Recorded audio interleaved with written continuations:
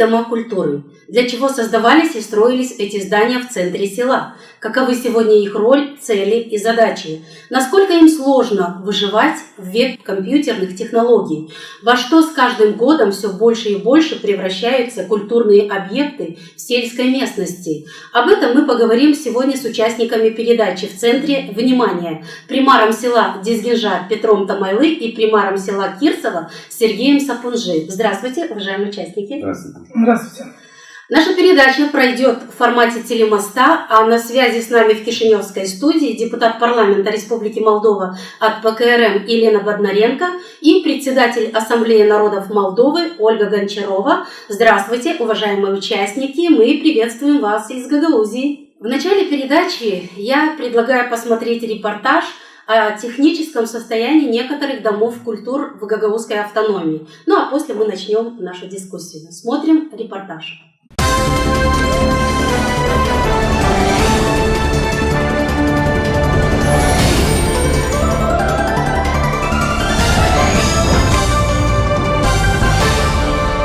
Экономические трудности, которые испытывает Гагаузия, отразились и на социокультурной сфере. Как результат, дома культуры чаще всего стоят заброшенными и постепенно разрушаются. Сколько домов культуры сегодня находятся в аварийном состоянии и являются непригодными для дальнейшего функционирования? Как сегодня обстоят дела с развитием культуры в сельской местности? В Гагаузии функционирует 27 клубных учреждений. В 2013 году в домах культуры был произведен текущий ремонт. Это в таких, как в Дом культуры города Вулканешты, села Казаклия, Ферапонтьевка, Карбалия, Баурчи, Киретлунга, Кангас Светлый на сумму 685 тысяч. На 2014 год в план по капитальному ремонту включены такие дома культуры, как Дом культуры города Вулканешты, села Дизгинжа, Дома творчества города Чедерлунга и Дом культуры города Чедерлунга.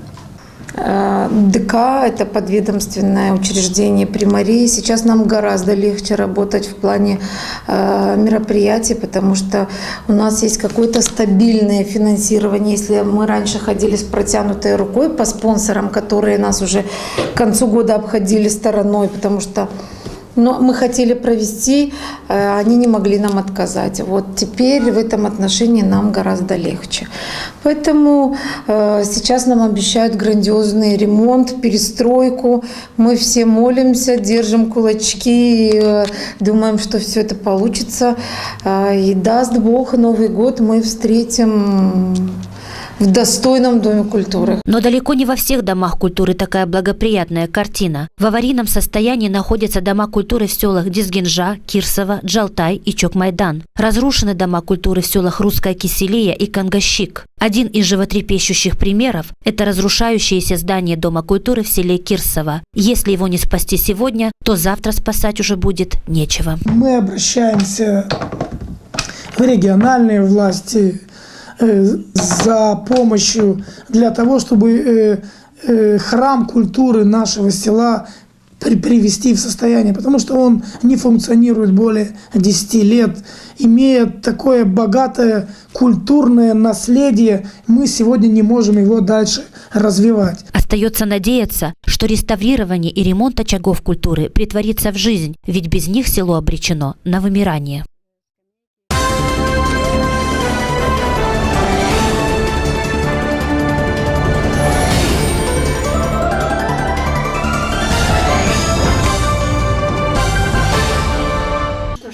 Господа участники телемоста, вы сегодня являетесь примарами этих сел, а сельские дома культуры находятся в ведомстве местных властей. Вот чем объясняется вот такое плачевное состояние домов культур ваших сел? Господин Сапунжи, пожалуйста. Как видно из передачи, состояние Дома культуры на 2014 год и на 2015 год действительно, и на начало 2016 года действительно было в плачевном состоянии. И те наши обращения к центральным властям, к региональным, к сожалению, не давали никаких результатов, да? Поводов на то, что работа сдвинется с места, и мы сможем в нормальных условиях заниматься, проводить различные культурные мероприятия. Да, и сам дом культуры, он расположен в центре села. Это то место, где собираются люди, где люди имеют возможность встретиться, пообщаться, тем более, что имея действительно богатое культурное наследие наших артистов, танцоров. Ведь не секрет, что два народных артиста Республики Молдова были уроженцами села Кирсово. Это и Николай Сулак, и он бас, и народный танцевальный коллектив Лале.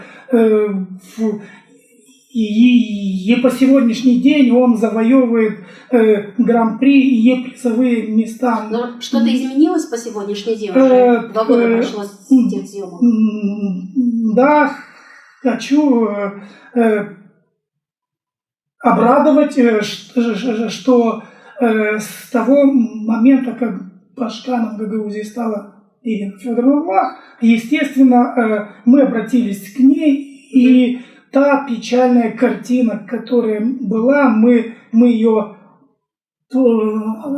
показали. Меняете, да, ситуацию? Она приехала к нам, ну, естественно, и первые шаги уже есть. Хочу сказать, что на этот год выделены определенные средства для того, чтобы мы отремонтировали здесь зрительный зал и фойе. Но, пользуясь случаем, я хочу поблагодарить и депутатов парламента предыдущего созыва, где нам с центрального бюджета было выделено 450 тысяч на ремонт кровли.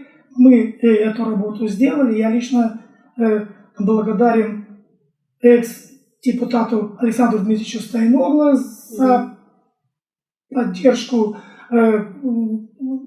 и представителей Камрадской примарии, которые помогли нам в выделении этих средств. Мы отремонтировали крышу, а в 2015 году уже своими силами мы отремонтировали и потолок. То есть после наших репортажей какие-то шаги были сделаны, да? Да, тот репортаж, который был сделан, он дал толчок. Дал толчок, и региональные власти вплотную занялись работой в плане оказания поддержки местным домам культуры. Спасибо. Господин примар, чуть позже мы покажем и состояние Дома культуры в села Дизгинжа. Но как у вас на сегодняшний день ситуация? Ситуация то же самое, но даже похуже. Во-первых, спасибо вам за то, что пригласили на передачу. Я, пользуясь случаем, хочу поблагодарить исполком, поблагодарить Народное собрание. На данном этапе мы находимся в таком состоянии, что имеем 850 тысяч лей на усиление стен и на постройку шатровой крыши Дома культуры. Имеете откуда? 850 тысяч нам выделяет исполком Народное собрание. Обещали пока? Да. А выделили? Пока нет, потому что, пока нет. Мы сейчас пока сделали договор на проект. Проект готовится, я думаю, что недели через 2-3 он будет готовый. 62 тысячи выделил нам Павел Андреевич Гроссу, ныне действующий депутат Народного собрания села Дизгинжа. Он из каких средств? Он отсюда же выдал. То, что осталось было, он сказал так: я сейчас мой срок истекает, мой сезон, значит, потом эти деньги, чтобы вы использовали с пользой, пожалуйста, вот у нас есть столько денег, куда вы можете их использовать. Я ему сказал, что мне сейчас как раз нужно будет на проект. Он сказал с удовольствием, пожалуйста, если это для села, делайте. То есть вы пишете проект? Мы сейчас делаем проект, да, на ремонт крыши и усиление стен. Пока. Дальше мы участвуем на данном этапе в проекте САРД, который финансируется с Европы. Сдали мы в этот проект, ждем результатов. На какую сумму вы Там планируете? 97,5 тысяч долларов. Если там доллары, 97,5 тысяч долларов. А как вы считаете, вот для того, чтобы содержать, для состояния этих технических состояний этих домов культуры, сколько вообще нужно денег? Я сейчас на данном этапе, касаясь нашего храма села, так скажем, нашего дома культуры, мне необходимо будет, чтобы ее довести до логического завершения, чтобы там можно было работать и приглашать людей, 4 миллиона, наверное. Ну, на данном этапе я спасибо говорю и на то, что нам сейчас дают. Хоть чуть-чуть дают. Да. И мы можем его сохранить в таком состоянии, каком он есть хотя бы, чтобы он не развалился до основания. А вообще за эти годы, за 20 лет существования автономии, какие-то деньги поступали для... Нет, не поступали, ничего не делалось, но я не склонен к тому, чтобы винить кого-то. Почему? Потому что этот период был такой, что он касался не только Дома культуры или села Дизгинжа, но и всей страны. Поэтому сказать, что виновата какая-то власть данного периода, я никого не могу обвинять, не хочу. Потому что разваливалось все. Просто наша печаль, что оказалось Дом культуры в таком состоянии, что оно развалилось, никаких средств не поступило для того, чтобы хотя бы крышу, если перекрыли, она была сохранилась бы в более качественном состоянии. Крыша течет. Да, там крыша никудышняя вообще. И сейчас наша цель сейчас на данном этапе освоить эти деньги, что нам выделяются. Бог даст, вот этот проект, может быть, выиграем и сделать то, что мы наметили. И заодно мы будем продолжать участвовать в других проектах, чтобы можно было хотя бы за года-два завершить, чтобы можно было, чтобы работать можно было. Чтобы А вообще вот мероприятия, где проводятся? Все, что у нас сейчас проводится, я спасибо говорю Господу Богу, наверное. коллективу, в первую очередь, который там работает в таких условиях спартанских. Там ни тепла, только освещения, больше ничего нет, помещений нет, холодно. И они все равно работают, выживают. Да, я говорю спасибо им 1000 раз. Почему? Потому что мы не отстаем от других сел, несмотря на то, что Дом культуры не работает. Они имеют там маленькое помещение, которым была раньше библиотека. Тоже, кстати, библиотека в таком же состоянии. Очень много детей посещают библиотеку. Все равно есть дети, которые посещают. Есть поколение детей, которые уже не интересуются библиотекой, а есть поколение, которые еще ходят. У нас по 150 детей в месяц посещаемость. Книгофонд, значит, 21 тысяча. Но там у вас работает и библиотека? Библиотека работает, да. Условия тяжелые, но работает. Господин Сапунжи, вы как думаете, сколько денег нужно, чтобы содержать в хорошем состоянии дома культуры? Для того, чтобы Дом культуры функционировал 100%, для того, чтобы там можно было и проводить культурные мероприятия, для того, чтобы там работали различные кружки, для того, чтобы функционировала детская и взрослая библиотека. Как правило, в селах они расположены в домах культуры. Естественно, для того, чтобы дать тепло и электроэнергию, то бюджет домов культуры сегодня должен быть в пределах 1 миллиона. Это для того, чтобы и содержать штат. Да, это для того, чтобы выделяются средства на закупку различных инструментов, для того, чтобы было тепло, технический персонал, и также определенные средства для различных выездов на гастроли, что немаловажно для артиста, потому что артист должен совершенствоваться, и если он будет в своем пространстве петь, танцевать, то его мастерство не будет повышаться. Поэтому в пределах 1 миллиона, я думаю, для полноценной работы, то вполне хватит. Спасибо. А сейчас я хочу обратиться к участникам Центральной студии. Конкретный вопрос будет адресован вначале депутату парламента, ведь в 2014 году перед парламентскими выборами наверняка были даны обещания и посодействовать в ремонте сельских домов культуры. Я хотела бы спросить у госпожи Бондаренко, почему так мало внимания уделяется центральными властями, да и депутатами парламента проблеме этих культурных центров? Добрый вечер. Я приветствую коллег примаров, приветствую ведущую и телезрителей Камрата. Давайте вернемся немножко поглубже в историю и начнем с того периода времени, когда дома культуры в сельской местности, да и во многих городах нашей страны пришли в запустение. Это случилось после реформы 1999 года, я имею в виду административно-территориальную реформу, когда целый ряд объектов социально-культурного и бытового назначения в сельской местности был просто-напросто закрыт. И в первую очередь сельские дома культуры, потому что денег в примариях с трудом хватало на содержание детей в детских дошкольных учреждениях, в школьных учреждениях, а медицинские, культурные, социальные учреждения были закрыты. Конечно, тогда, когда в 2003 году вернулись к районам, провели новую административно-территориальную реформу, опять же, в первую очередь начали с восстановления учебных заведений, с восстановления медицинских учреждений, потому что я напомню, что все сельские больницы были закрыты в период с 1999 по 2003 год. И опять же, в последнюю очередь, скажем так, занимались домами культуры. Я напомню, что у нас тогда электроэнергии не было, не то что в домах культуры, не было в больницах и школах, у нас отопления не было нигде, у нас страна была газифицирована менее чем на 1/3, у нас в отвратительном состоянии были дороги, у нас были долги по пенсиям, заработным платам, социальным пособиям, и все эти дыры государству нужно было закрывать одновременно. Я хочу напомнить, что партия коммунистов Республики Молдова, которая в тот период времени руководила страной, инициировала специальную программу, которая носила название «Молдавское село». И эта программа была навязана не сверху, а была инициирована снизу.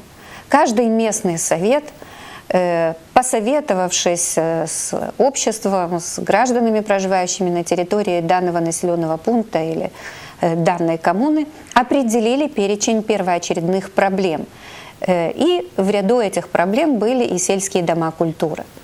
Я знаю, что очень многие населенные пункты нашей страны привели в порядок дома культуры полностью или частично, участвуя в проектах, в первую очередь в проектах, финансируемых Фондом социальных инвестиций в Молдове, в проектах по приграничному сотрудничеству, в проектах, финансируемых различными донорами нашей страны. Но все-таки, к большому нашему сожалению, на сегодняшний день порядка половины сельских домов культуры и клубов еще не отремонтированы. Очень многие из них, как и Дом культуры, по-моему, Кирсова первые показывали, у нас пропал звук, просто мы не услышали название села, они достаточно объемные, большие здания, которые для того, чтобы отремонтировать, нужны серьезные инвестиции.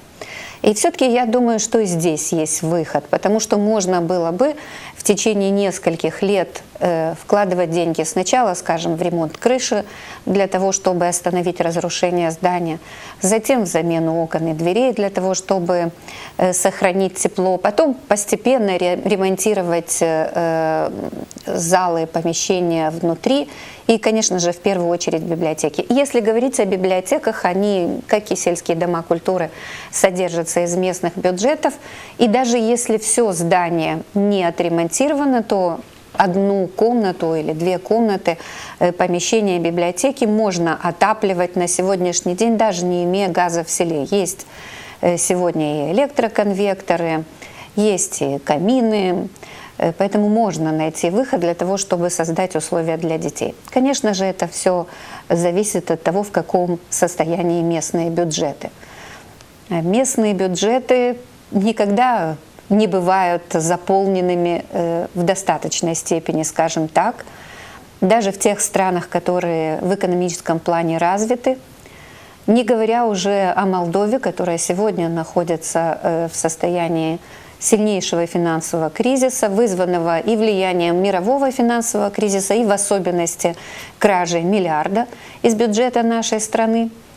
Поэтому, конечно, все эти обстоятельства сказываются на местных бюджетах. Несмотря на то, что с 2015 года Местные советы примарии финансируются уже по другой формуле и получают в свои бюджеты больше дохода, большая часть примарий. Они все-таки продолжают оставаться дотационными, то есть получают трансферты из государственного бюджета. И, к большому сожалению, кража миллиарда, она в 2016 году сказалась и на местных бюджетах. С лета правительство заморозило около 200 миллионов леев государственных трансфертов, предназначенных для финансирования примарий. И вот сегодня, согласно того пакета законов, за которое взяло на себя ответственность правительство Республики Молдова на прошлой неделе, местные бюджеты недополучат около 136 миллионов леев.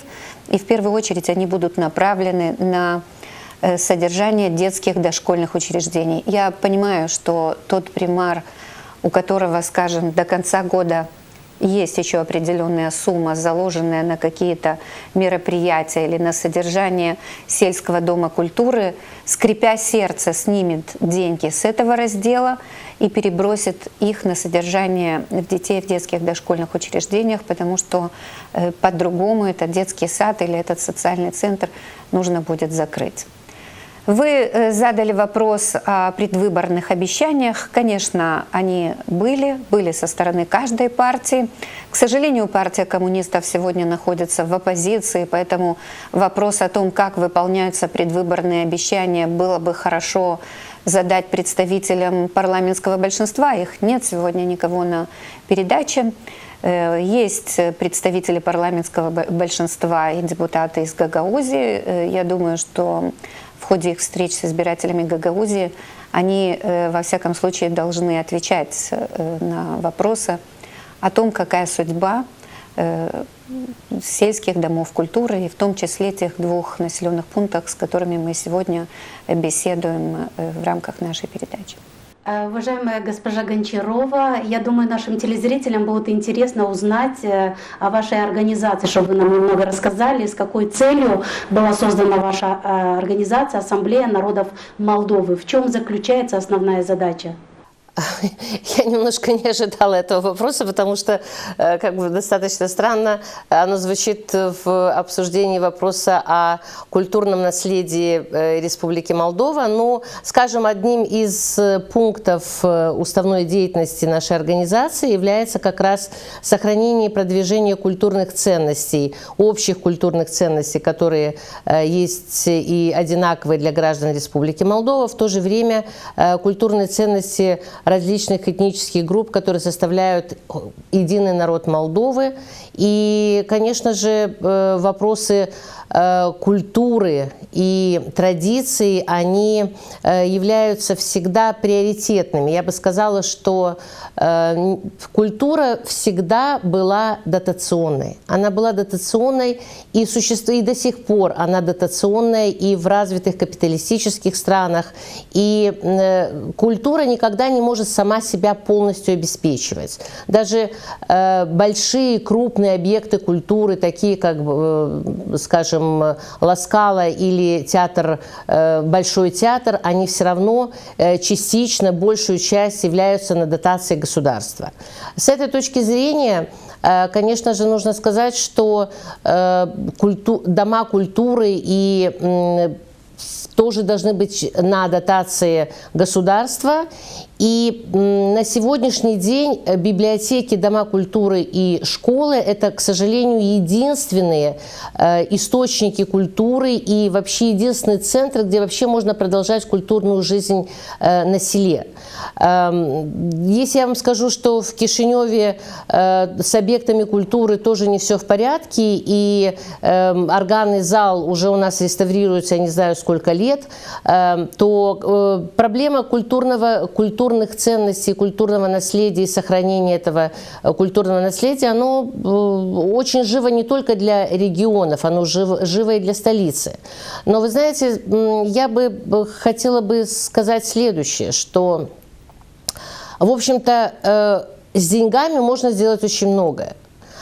Но, наверное, есть и вопрос к нам и к руководителям местного уровня, которые, в общем-то, наверное, могут из с одной стороны, найти в бюджете своей структуры какую-то сумму, как сказала госпожа Бондаренко, хоть минимальную, для того, чтобы начать предупредить разрушение здания.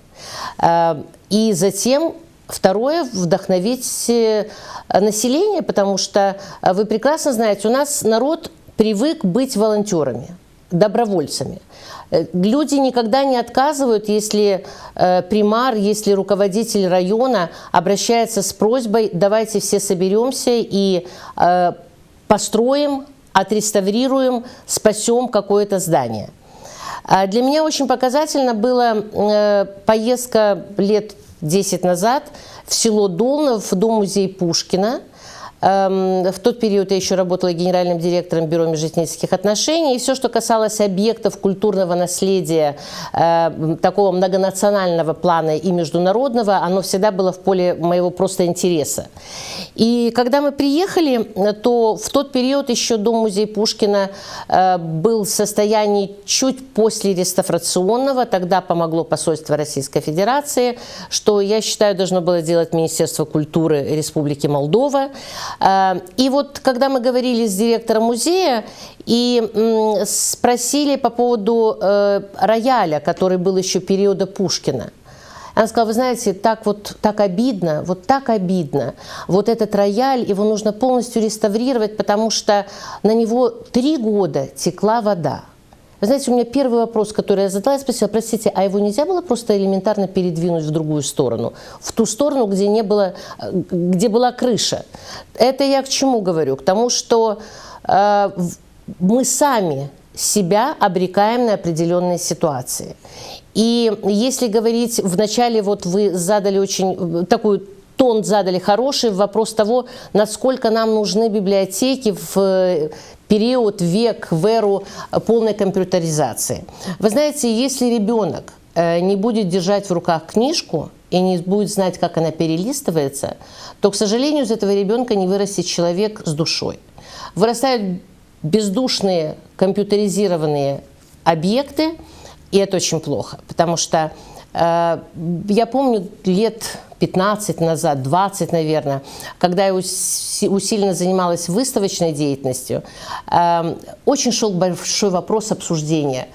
А зачем нам нужны будут вообще выставки, когда любой может ткнуть в кнопку, зайти в интернет, найти себе необходимый объект, товар, приобрести его по интернету, и выставки как таковые не нужны. Вот до сих пор еще ни одна выставка с международным значением и именем мировое, никто не развалился, они стали еще больше, потому что человек – социальное животное.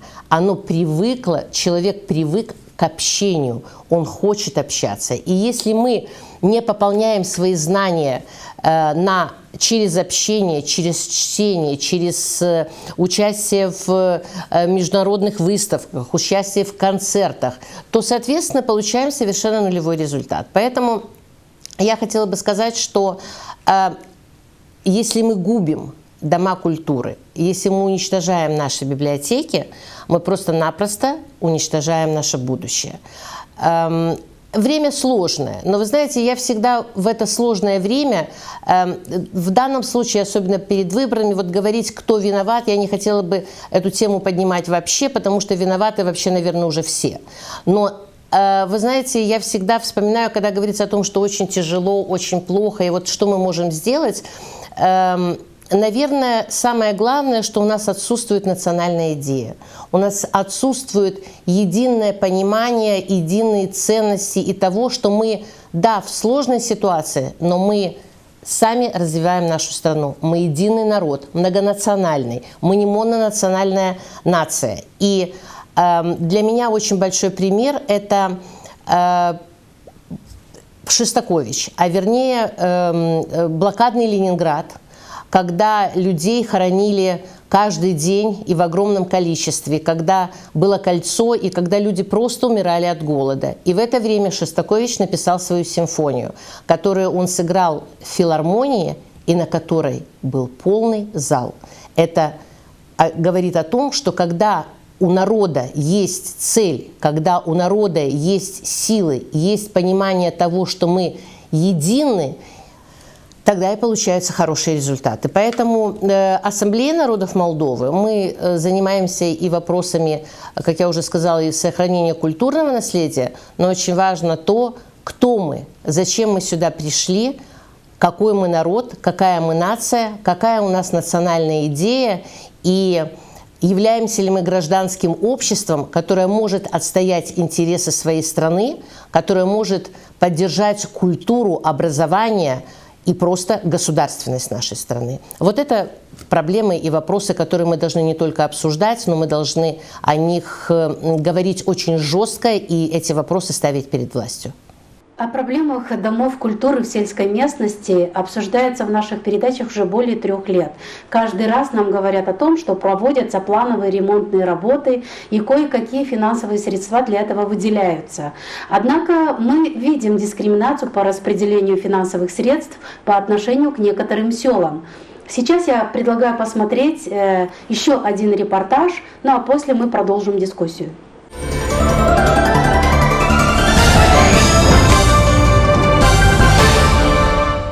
Помнится, что когда-то в селе Дизгинжа работали самые лучшие кружки и профессиональные коллективы, великолепный тараф, эстрадные выступления, танцевальные и театральные кружки, посиделки. Кто мог в районе похвастаться цирковыми представлениями, клоунами и жонглерами. Дом культуры нашего села был сдан в 1967 году в эксплуатацию.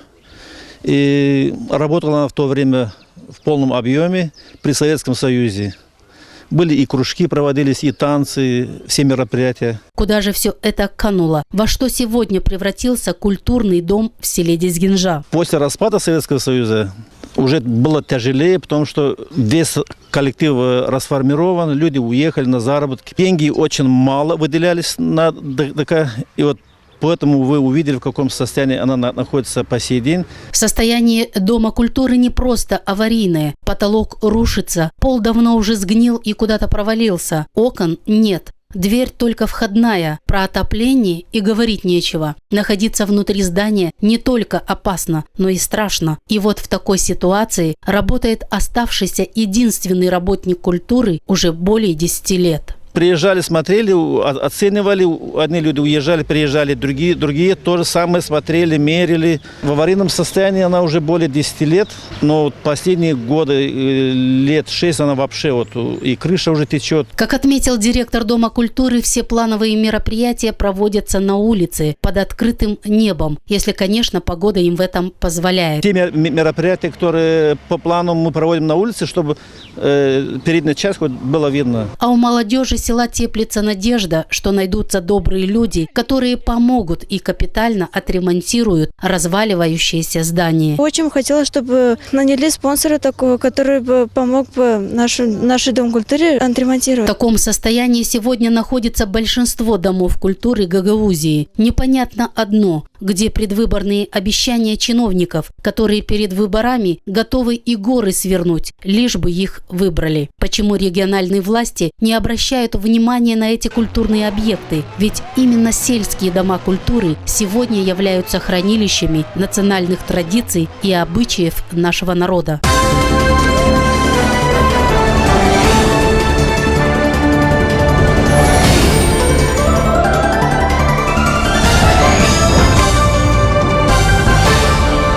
Я хочу адресовать свой вопрос к участникам центральной студии. Скажите, как в таком состоянии может работать клуб? О какой нравственности, воспитательной и образовательной работе в таких селах может идти речь? Как может проводить свой досуг сельская молодежь? Кто о ней сегодня думает? Ну, вопрос, конечно, риторический, потому что действительно работать, если не невозможно, то очень сложно. Вместе с тем мы видим, что Дом культуры работает, что культурные услуги населению предоставляются, досуг организовывается, и это, конечно, большая заслуга и примарии, и местного совета, и администрации Дома культуры. Я бы хотела ответить вам вопросом на вопрос, а попробовала ли примария, попробовал ли руководитель этого Дома культуры поучаствовать в каком-то проекте. Например, в проекте Фонда социальных инвестиций в Молдове, который работает с 1995 года, который сегодня уже в 3-й фазе и отремонтировал очень много объектов. И я сама в качестве депутата парламента и в качестве примара «Сорок» сотрудничала с этим фондом и знаю, что они откликались буквально на все предложения с мест в случае, если представители органов местного публичного управления брали на себя ответственность за соблюдение сроков, за перечисление своей части средств, потому что только с протянутой рукой, только ожидая, что найдутся какие-то добрые люди, их сложно найти сегодня. Да, можно подписать договор о побратимстве с каким-то регионом в Российской Федерации, можно встретиться с представителями Туркменистана, Азербайджана, и этим и занимаются региональные власти, но и проблем в Гагаузии сегодня гораздо больше, чем только 2 сельских клуба или чем все сельские клубы вместе взяты. Поэтому, конечно же, сложно найти доброго человека на каждый объект. Сегодня в Республику Молдова приходит очень много грантов. Сегодня есть возможность брать и кредиты, здесь и районные власти должны подключаться, ну и, конечно же, региональные власти гагаузской автономии. Я хотела бы сказать еще об одном моменте.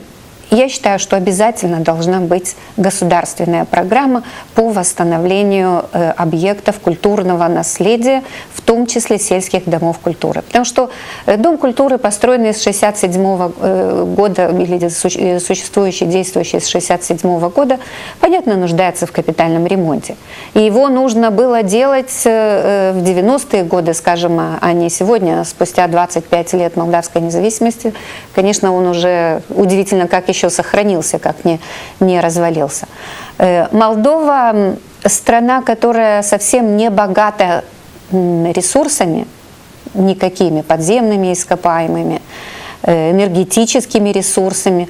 Наш главный ресурс – это человек, это культура и это история молдавская.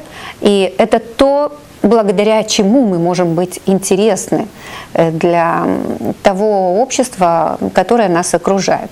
И именно на это должно делать акцент сегодня молдавское правительство, руководство Молдовы вообще. И не финансировать культуру по остаточному принципу, а начинать с культуры, начинать с традиций, тем более в тех регионах, в которых компактно проживают представители других национальностей. Мне не очень нравится слово «национальных меньшинств», потому что мы так удачно в Молдове друг друга дополняем, что в итоге создается красивое и развитое в культурном плане, в моральном плане общество. Хотела еще тоже добавить, не могу не согласиться с вами. С одной стороны, должна быть, конечно же, политика государства в области поддержки культурного развития регионов. В то же время на сегодняшний день изменилась сама философия финансирования как такового. И на сегодняшний день работа с проектами, она достаточно популярна. И необходимо отметить, что Европейская комиссия финансирует сейчас Гагаузию совершенно отдельно и не через центр. Оно идет напрямую. Этот вопрос был поднят 2 года назад о том, что деньги из центра не доходят до Гагаузии, в связи с чем господин Топиола встречался с госпожой Влах. И вопрос был решен таким образом, что финансирование очень многих культурных и социальных проектов будет вестись напрямую, что и происходит на сегодняшний день. Работает, насколько я знаю, соглашение между Гагаузией и Санкт-Петербургом. И сегодня принято, это, я не могу сказать слово модно, но оно очень доступно и возможно написание проектов микрофинансирования, которые выделяются и через проекты трансграничного сотрудничества, и через проекты восточного партнерства, и через проекты финансирования европейских комиссий, комиссий регионов.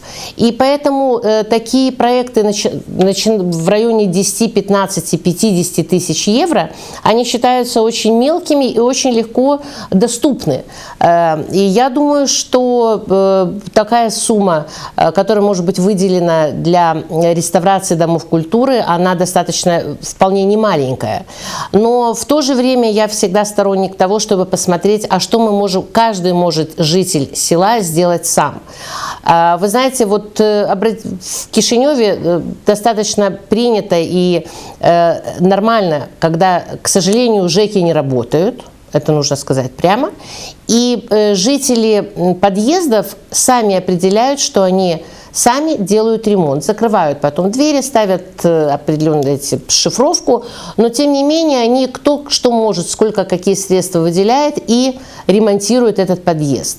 Это, конечно, можно говорить очень долго о том, что ЖЭК это должен сделать. То же самое можем мы здесь говорить о том, что государство обязано выделить средства на реставрацию объектов культурного назначения. Но пока государство будет обязано, растут наши дети. Растут наши дети, которые, к сожалению, не знают, как выглядит библиотека, и что и бывают книжные полки, и что на этих книжных полках есть очень интересные книги. К сожалению, они не могут пойти и просто, как было в свое время, посмотреть кино, потому что кинотеатров тоже нет, но нельзя ставить крест. Нельзя ставить крест на будущем наших детей, наших внуков. И поэтому работа, с одной стороны, с государственными фондами, которые есть, нужно, это искусство примара, а с другой стороны, работа с проектами и получение денег, которые по-другому просто не получается. Так что я могу пожелать успеха Гагаузии, красивому, замечательному региону, который развивается, который самодостаточен и который населен людьми, готовыми всегда сделать шаг самим себе навстречу. Спасибо.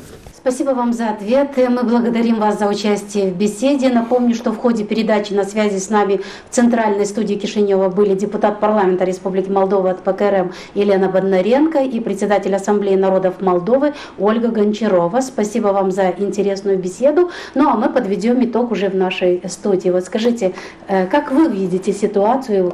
Какой выход из этой ситуации вы видите?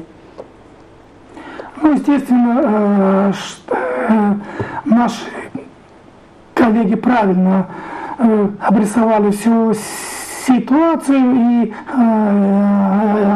естественно, мы работу по привлечению средств мы ведем, мы пишем проекты, но, к сожалению, не все фонды сегодня готовы сотрудничать с нами именно в оказании помощи по ремонту или реконструкции домов культуры. Тем не менее, мы изыскиваем различные варианты для того, чтобы мало-мальски мы эти средства изыскали.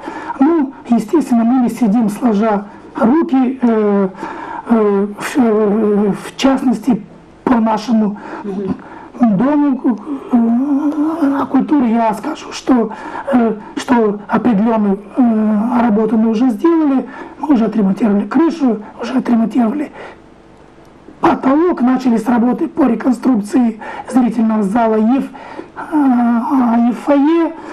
И, насколько я знаю, что в своей программе Башкар НАТО Грузии четко обозначила, что в 2017 году 5 домов культуры в Гагаузии будут отремонтированы. Что очень отрадно. Ваш дом? Да, и одним из приоритетов будет дом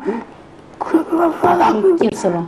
Да, у нас Кирцева. Мы очень надеемся, нам еще нужны средства, мы будем работать над тем, чтобы, как говорится, их пополнить, ну и чтобы мы работали на полную мощность. И хочу поблагодарить наших коллег с Кишинева за то, что они приняли участие в передаче. Очень был рад их видеть, услышать их добрые советы. И я думаю, что мы все это возьмем на вооружение, и в ближайшие годы мы будем работать полноценно. Господин Тамайлы, как вы видите выход из ситуации? Выход из ситуации вижу то же самое, как и в Кирсовой. Побольше фондов, то же самое, не сидим сложа руки, у нас есть сейчас команда, которая занимается проектами. И очень надеемся, что когда что-то появится у нас, учитывая, что мы сейчас можем хотя бы сохранить Дом культуры в таком состоянии на первое время, мы сможем привлечь молодежь, чтобы с нами в этой же группе работали над проектами. Очень надеемся на это. Есть у нас сейчас талантливая молодежь. И больше всего из-за того, что Дом культуры не работает, им негде заниматься, негде работать, негде встречаться, общаться, негде. И это очень видно.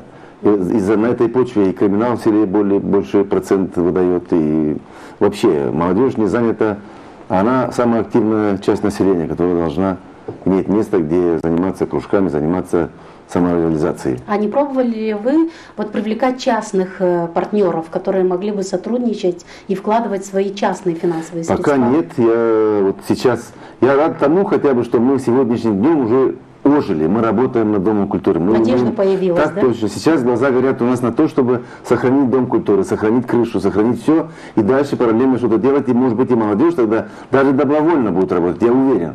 Потому что они каждый день практически, кроме выходных даже, каждый день выходят в центр. Выходят в центр и по барам. А так, если будут работать, нужна будет рабочая сила, я не сомневаюсь нисколько, что появятся люди, молодые люди, которые согласятся поработать день или час, 2 часа на пользу Дома культуры. Спасибо вам за участие. К сожалению, время у нас ограничено и так быстро проходит. Согласно статистике, по всей стране в таком плачевном состоянии находится около 60 домов культуры. Сегодня мы говорили о проблемах сельских культурных центров. Я надеюсь, что эти здания сел Дизгинжа и Кирсова привлекут внимание к данной проблеме. И запланированный капитальный ремонт, обещанный еще в 2014 году жителям этих сел, все же будут сделаны. Вы смотрели постэлекторальные дебаты в центре внимания. Всего доброго. До встречи в эфире.